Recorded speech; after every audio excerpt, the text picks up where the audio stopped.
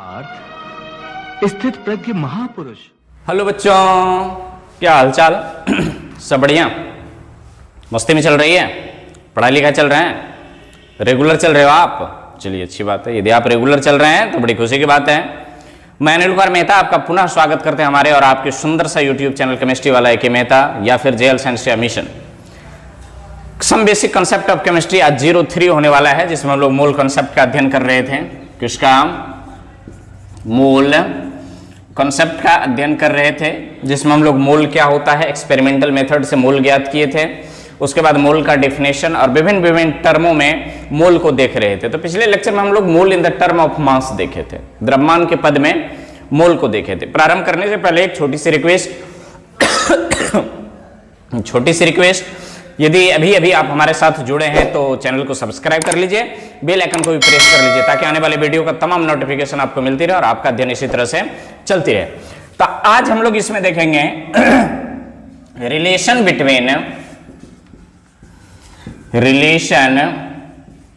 Between mole and mass. Mole and mass, mole और mass को जोड़ने वाला, यहां पर मोल है और यहां पर क्या है? मास है। दोनों के बीच जो रिलेशन स्थापित करेगा उसको हम लोग कहते हैं मोलर मास या मॉलिक्यूलर वेट। मॉलिक्यूलर वेट कहते हैं। तो पिछले लेक्चर में आपको मॉलिक्यूलर वेट ज्ञात करने के तौर तरीका बताए थे, कैसे मॉलिक्यूलर वेट ज्ञात करेंगे, मॉलिक्यूलर वेट कैसे ज्ञात किया जाए। तो यहां पर एक क्वेश्चन के माध्यम से देख लेते हैं और फॉर्मूला भी बताए थे। जैसे करके यहां पर ले लेते हैं H2SO4। यदि आप मॉलिक्यूलर वेट निकालना चाहते हैं तो आपके लिए पिछला लेक्चर 02 काफी इंपॉर्टेंट है। यदि आपने वो नहीं देखे हैं तो समझिए कि आप मतलब लॉस में जा रहे हैं। उसको देखिए। तो इसका मॉलिक्यूलर वेट कैसे निकालें? MWT ऑफ H2SO4 कैसे निकालें? तो यहां पर देखिए 2 और इसका एटॉमिक वेट 1 जोड़ सल्फर की संख्या 1, सल्फर का एटॉमिक वेट 32 जोड़ यहां पर क्या करेंगे 4, ऑक्सीजन की संख्या 4, ऑक्सीजन का एटॉमिक वेट 16 जोड़ दीजिए। तो 2 + 20 32 प्लस 44 4 to 8 इक्वल टू क्या हो जाएगा? 8। और इसमें क्या लगाते हैं हम लोग? ग्राम पर मोल लगाते हैं, ग्राम पर मोल। और यहां पर क्या हो जाएगा? ये 9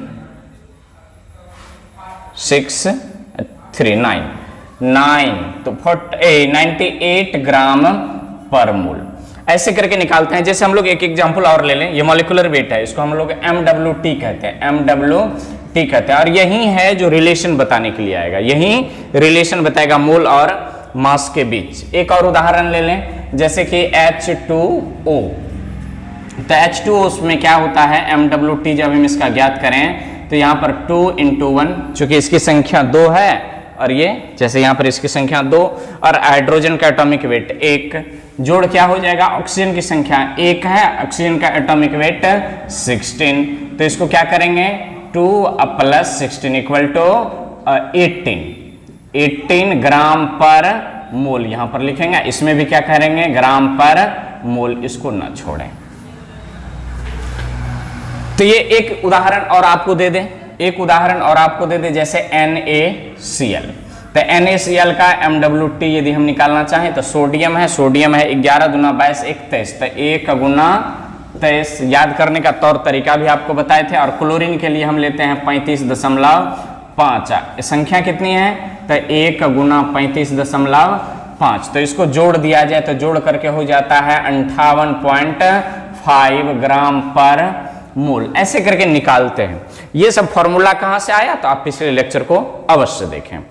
तो ये कहानी है, इनको आप एक बार क्या कर लीजिए? नोट कर लीजिए। फिर हम लोग मोल पर चर्चा करते हैं और देखते हैं मोल और मास को जोड़ने के लिए ये मॉलिक्यूलर वेट MWT जो है ये किस तरह से कारगर है। तो इसको एक बार आप नोट कर लीजिए। चलिए, नोट कर लिए होंगे? 1 2 3 4 5 6 7 8 9 10 नोट कर लिए, मिटा रहे इनको। तो ये किस तरह से ये कारगर है वो देखते हैं। तो फर्स्ट लेक्चर को याद कीजिए। फर्स्ट लेक्चर को क्या कीजिए? याद कीजिए। 12 ग्राम कार्बन इक्वल टू कितना मोल हुआ था? 1 मोल। और ये 12 ग्राम क्या है? ये एटॉमिक वेट ऑफ कार्बन। ये कार्बन का क्या है? एटॉमिक वेट है। तो हम क्या कहें, और यदि एटम हो तो एटॉमिक वेट है और मॉलिक्यूल हो तो मॉलिक्यूलर वेट है। तो क्या हम atomic wait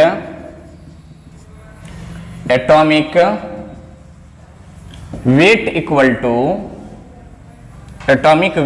to 1 mole of that atom, उस एटम का 1 मोल कह सकते हैं।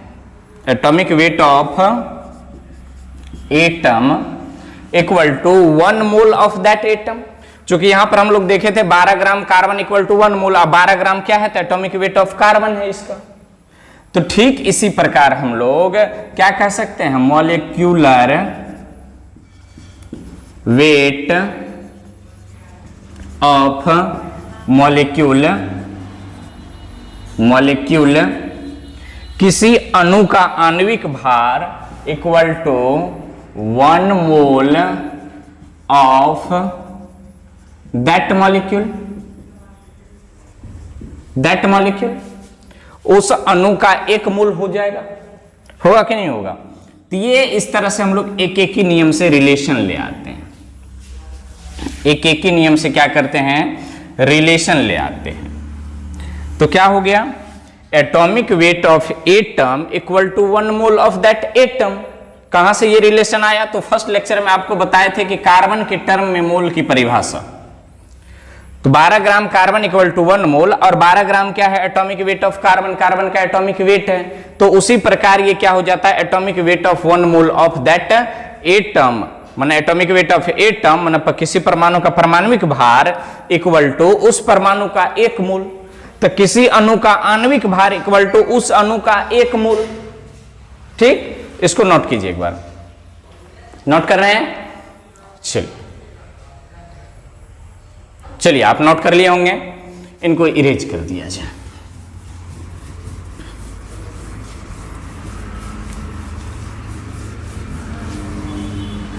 इसको इरेज कर दिया जाए।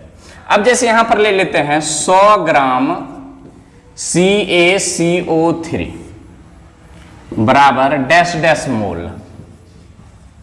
देख लेते हैं। तो CaCO3 का MWT निकालते पहले। MWT ऑफ CaCO3, तो calcium 1 × 20 plus 1 × 12 plus 3 × 16 equal to 100 gram. कितना ग्राम? 100 ग्राम। और कैल्शियम कार्बोनेट कितना ग्राम दिया हुआ है? 100 ग्राम। तो क्या कहेंगे? 100 gram CaCO3 equal to 1 mole of CaCO3। यही तो इसका मॉलिक्यूलर वेट है, MWT।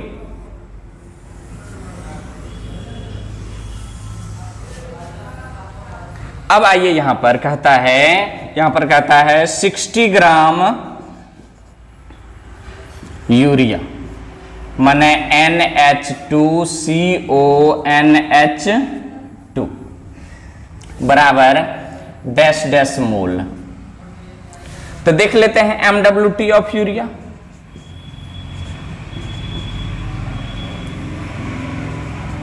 MWT ऑफ यूरिया तो 1 × 14 प्लस 2 × 1 प्लस 1 × 12 प्लस 1 × 16 प्लस 1 × 14 प्लस 2 × 1। टोटल को जब जोड़ते हैं तो ये हो जाता है 60 ग्राम। कितना ग्राम? 60 ग्राम। तो इसका मतलब क्या हुआ कि 60 gram of urea equal to 1 mole of urea. Urea का कितना मोल? यदि 60 ग्राम यूरिया ले रहे हैं तो इसका मतलब यूरिया कितना मोल है? 1 मोल है। ये तो पिछले डिफिनेशन से आपको रिलेशन बताएं एग्जाम्पल लेकर के। एग्जाम्पल नंबर 1 और एग्जाम्पल नंबर दो एग्जाम्पल लेकर के, इनको आप एक बार फटाक से नोट कर लीजिए। अभी तक हम लोग रिलेशन पर नहीं पहुंचे हैं। तो आप देखिए 60 ग्राम मैंने मॉलिकुलर वेट इक्वल टू मोल हो रहा है, मॉलिकुलर वेट इक्वल टू मोल हो रहा है। तो एक बार फटाक से नोट कर लीजिए इनको, फिर देखते हैं एक आध क्वेश्चन लेकर के। नोट कर लिए 1 2 3 4 5 6 7 8 9 10।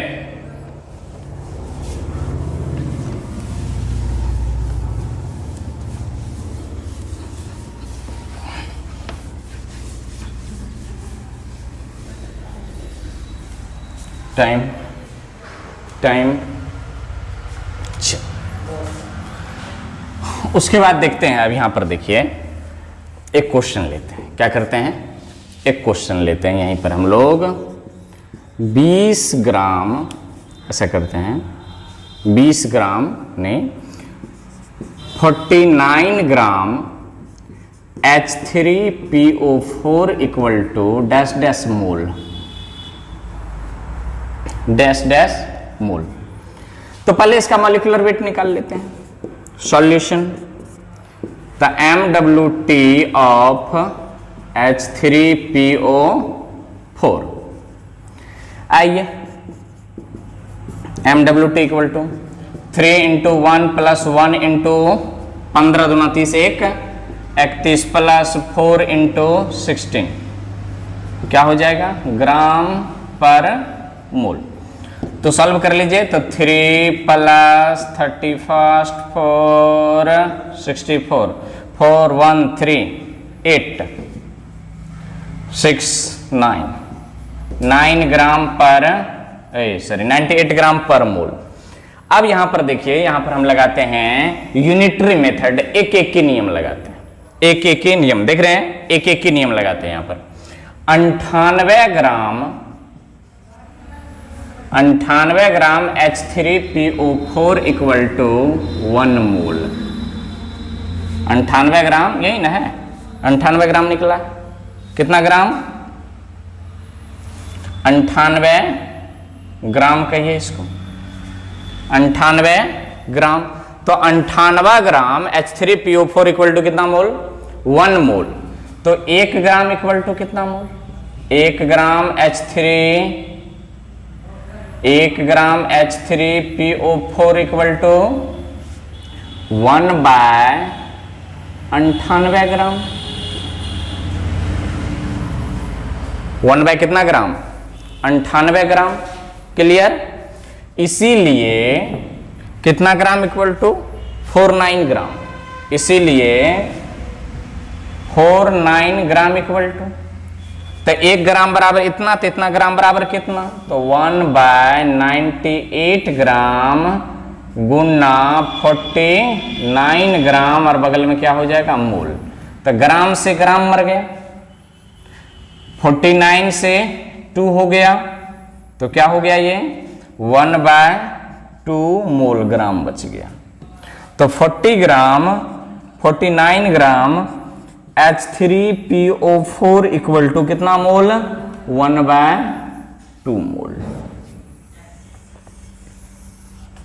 अब यहां से आपको सीखना चाहिए, दिया गया भार कितना है 49 ग्राम, दिया गया भार 49 ग्राम और इसका आणविक भार कितना निकला 98 ग्राम। तो यहां पर देखिए दिया गया भार बटा मॉलिक्यूलर वेट बराबर मोल हो रहा है, दिया गया भार बटे मॉलिक्यूलर वेट इक्वल टू मोल। इस सवाल से ये तो यूनिटरी मेथड लगाएं, कौन से मेथड, एक एक की नियम, एक की नियम से। अब आइए सीधा रिलेशन पर चलते हैं। तो मोल और मास, ये मास है और ये मोल है, इन दोनों को जोड़ने के लिए कौन आया 98 ग्राम, मतलब मॉलिक्यूलर वेट, मॉलिक्यूलर वेट। तो एक बार आप इसको नोट कर लीजिए और रिलेशन देख लेते हैं। एक क्वेश्चन बताएं, इसी क्वेश्चन के आधार पर रिलेशन फटाक से नोट कर लिए होंगे। चलिए टाइम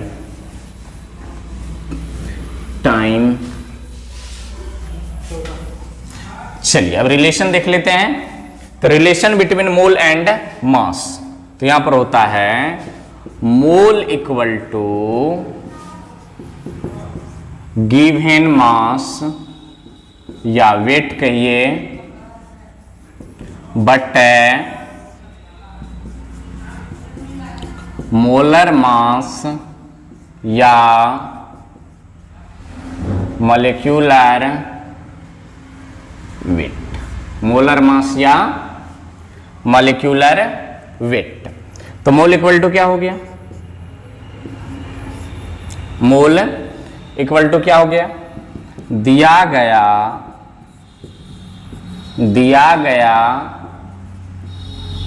द्रव्यमान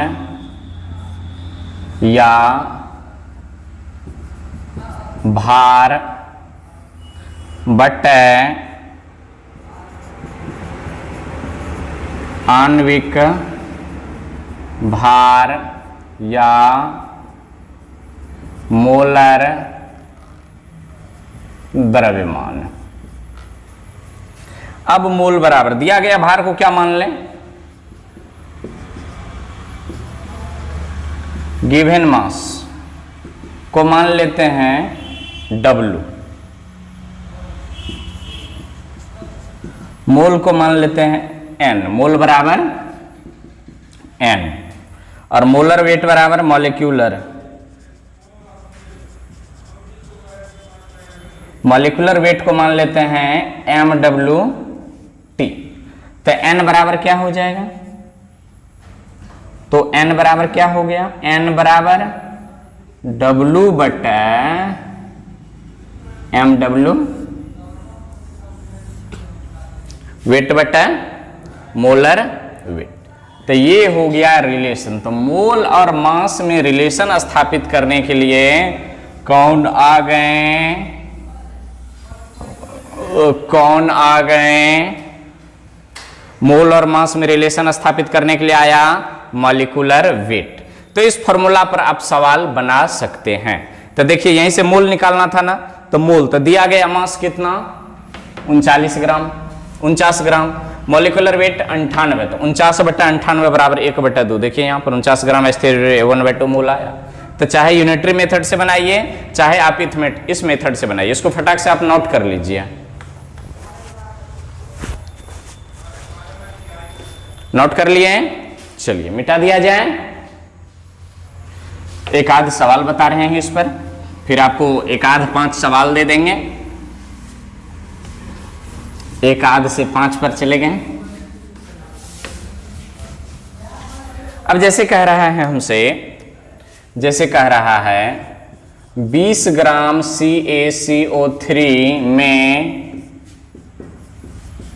मोल बराबर वट। तो मोल बराबर क्या जानते हैं, गिवन वेट बटा MWT। तो गिवन वेट कितना है,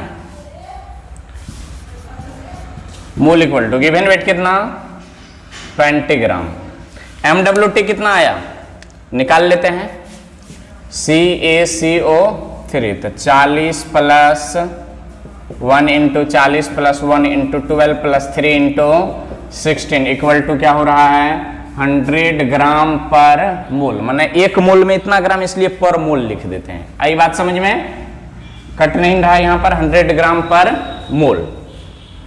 तो मोल बराबर गिवन वेट 20 और मॉलिक्यूलर वेट कितना निकला 100 ग्राम बटा मोल। सब कुछ जानते हैं, जो नीचे होता है ऊपर चल जाता है। तो ग्राम से ग्राम मर गया, 20 से क्या मर गया 5।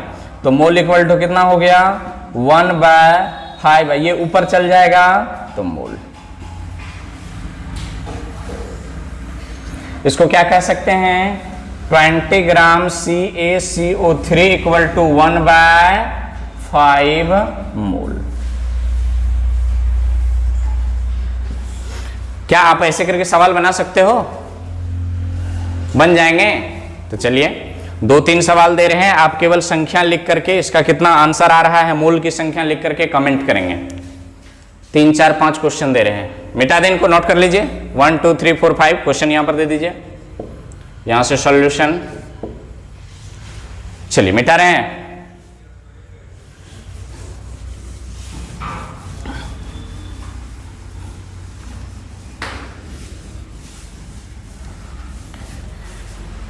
चलिए find the number of moles in given data. दिए गए डाटा में मोल की संख्या ज्ञात करें। मैंने क्या पूछा है? Mole equal to what? Mole equal to what? 1 2 3 4 5 6 7 98 H2SO 4 15 gram NH2CO NH2, उसके बाद 90 ग्राम H2O, उसके बाद 44 ग्राम CO2, उसके बाद आ जाइए, उसके बाद ले लियो भैया